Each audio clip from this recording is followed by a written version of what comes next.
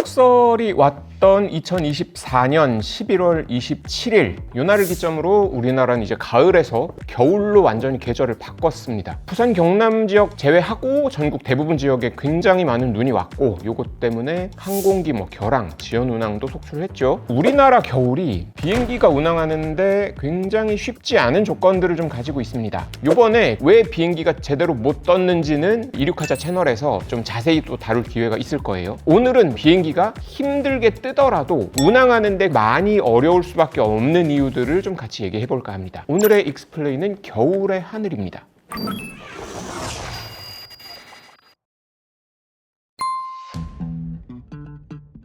오늘 먼저 날씨 얘기 조금만 좀 해볼까요? 11월 27일에 왜 이렇게 눈이 많이 왔냐, 요 얘기를 하려면 예전에 난기류 편 얘기할 때 언급했던 제트기류를 다시 한번 좀 끌고 와야 됩니다.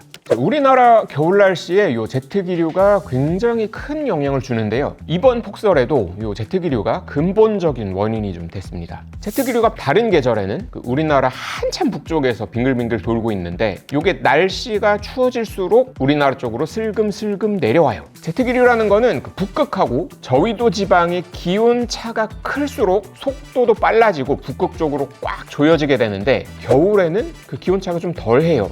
쉽게 말하면 제트기류가 좀 늘어지는 겁니다. 그리고 이 제트기류의 특징 중에 하나가 직선으로 쭉 뻗어나가는 것이 아니고 뱀처럼 구불텅구불텅하게 흘러요. 제트기류의 중심을 보통은 동유럽과 러시아 사이에 있는 북극해 쪽으로 보는데 이 북극해 바로 아래에 우랄 산맥이라는 산맥이 하나 있습니다. 그런데 이 제트기류가 우랄 산맥이 높으니까 봉우리로 타서 넘지 못하고 옆으로 피하면서 건너오게 되거든요. 그때부터 이제 제트기류가 꾸불탕꾸불탕해지기 시작하고 전 지구에 걸쳐서 물결 치는 모양을 만들면서 돌게 되는 거예요.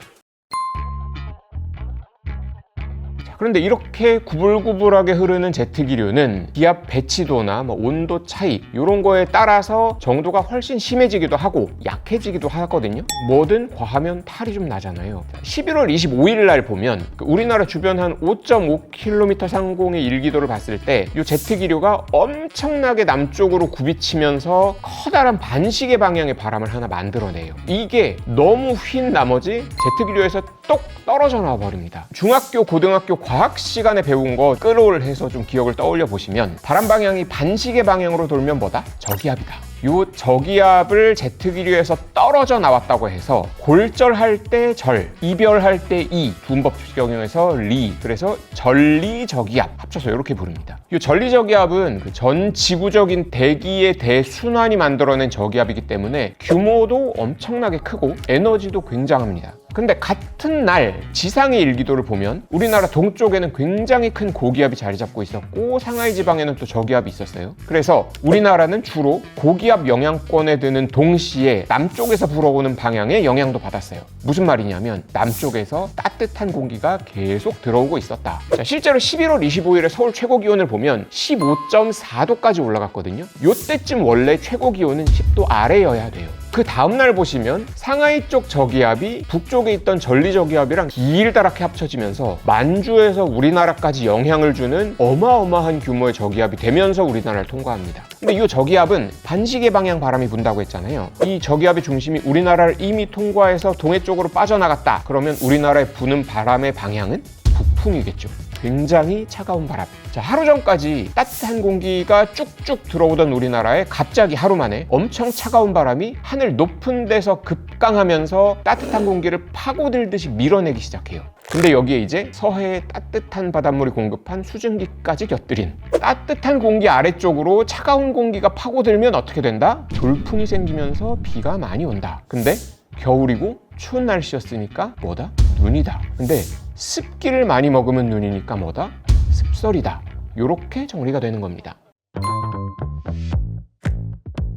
자, 요런 날씨가 되면 하늘이라고 조용하지는 않겠죠. 이 정도 많은 눈이나 비가 온다는 것만으로도 하늘에는 어마어마한 규모의 정라눈이 자리가 잡고 있었다는 거고 비행기가 정라눈을 어떻게든 피해 가야 한다는 겁니다. 게다가 이런 식으로 습설이 많이 내리고 있는 상황에서는 비행하고 있는 비행기에 눈이나 얼음이 달라붙을 수도 있는데 이게 비행기 안전에 굉장히 치명적일 수가 있거든요. 물론 요즘 항공기에는 다 이런 걸 예방하거나 제거하는 보호하는 그 안전장치가 다 돼 있긴 한데 그 안전장치의 작동 한계를 넘어버릴 정도로 눈이나 얼음이 달라붙으면 또 위험해질 수 있는 거잖아요. 그리고 또 하나, 아까 날씨 얘기하기 전에 겨울이 되면 우리나라 쪽으로 제트기류가 가까이 다가온다고 했었죠. 문제는 제트기류의 폭이라는 게 수백 킬로미터에 달해요. 그래서 우리나라를 그냥 완전히 덮어버리는 상황도 굉장히 잦습니다. 이렇게 우리나라를 덮어버리는 제트기류의 중심, 그 코어에서는 시속 180km, 200km가 넘는 굉장히 빠른 바람이 상시적으로 불고 있어요. 그리고 이런 제트기류 주변에는 난기류가 발생할 확률이 기본적으로 굉장히 높습니다. 그러니까 우리나라 상공에도 겨울철엔 난기류가 발생할 확률이 높아지겠죠.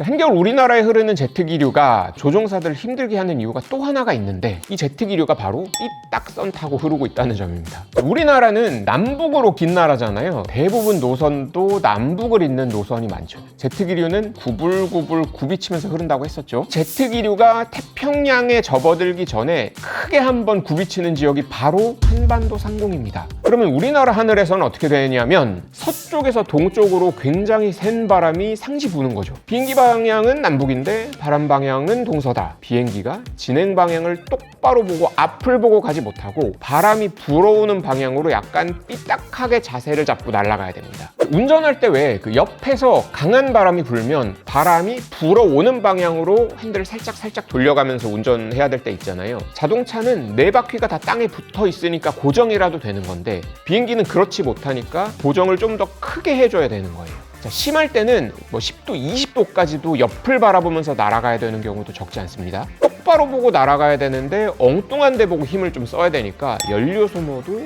그만큼 늘어날 수도 있겠죠. 자, 그러면 비행기를 날려야 할 때 항공사하고 조종사는 이걸 어떻게 알고 대비를 하냐? 예보가 다 나옵니다. 우리나라 난기류 편에서 난기류 같은 심각한 상황을 알려주는 시그멧이라는 정보가 있다고 말씀 한번 드렸었죠. 자, 이 시그멧은 지금 날씨 아니면 몇 시간 이내의 날씨 요걸 말하는 거고 예보의 개념으로 시그웨더라는 정보가 좀 있습니다. 이걸 쓰면 SIGWX라고 써요. 기니까 여기서는 그냥 시그윅스라고 읽겠습니다. 자, 이 시그윅스를 보면 고도별로 난기류가 예상되는 지역, 기체 얼음이 붙을 가능성이 높은 지역 이런 것들이 다 이렇게 기호로 표시가 돼요. 지금 보시면 한반도 지도에 파란색 점선으로 표시된 부분이 난기류가 발생할 걸로 예상되는 지역이고 빨간색 점선으로 표시된 부분이 얼음이 들러붙을 수 있는 아이싱 예상 지역이거든요. 폭설 오고 나서 며칠 뒤 11월 27일, 8일 정도의 자료인데 보시면 난기류 예상 지역은 서해안 일부 빼고는 거의 다죠. 자, 이런 식으로 한반도 대부분을 좀 특이기상 발생 지역이 덮고 있을 수도 있기 때문에 알면서도 피해가지 못하는 경우도 생긴다. 이런 말씀을 그때 좀 드렸던 겁니다. 물론 이런 시그윅스 예보가 나온다고 해서 그 지역에서 항상 난기류나 얼음 어는 현상이 생긴다라고는 볼 수 없어요. 이런 상황에 대한 대처는 조종사의 경험이나 순간순간의 대처가 매우 중요하기 때문에 변수는 셀 수 없이 많겠죠. 야, 근데 우리가 그걸 왜 알아야 되는 거냐? 그럼 복잡한 것들은 항공사나 조종사가 다 알아서 해줘야 되는 거 아니냐? 맞죠? 맞습니다. 다만 이런 정보를 조금이라도 좀 알고 계시면 비행기가 지연됐거나 취소됐거나 했을 때 왜 그런지에 대해서 조금이라도 아실 수 있게 되는 거고 그만큼 만나러 가야 되는 사람들, 걱정하는 사람들에게 설명해 줄 수 있는 것들도 늘어나겠죠. 그리고 또 하나, 저처럼 이렇게 시뮬레이션 게임 좋아하시는 분들 많으시잖아요. 자, 현실감 중요하게 생각하시는 분들 많으니까 실시간 기상 프로그램 이런 거 별도로 이렇게 돈 주고 사서 쓰시는 분들 많으시죠. 저도 그렇고 이런 실제 기상 예보도 참조해서 운항할 때 계획도 한번 세워보시고 비행기도 날려보시고 하면 시간은 좀 더 많이 들겠지만 현실적으로 게임하실 수 있으니까 더 재밌어질 거예요. 자, 지금 보여드린 자료들은 기상청의 날씨누리 홈페이지 같은 데나 항공기상청의 항공날씨 사이트 같은 데 다 들어가시면 공개된 자료들이거든요. 이런 거에 관심 있으신 분들은 이 사이트 한번 들어가 보셔서 정보 많이 얻으시면 재밌을 겁니다. 오늘의 익스플레인은 여기까지입니다. 고맙습니다.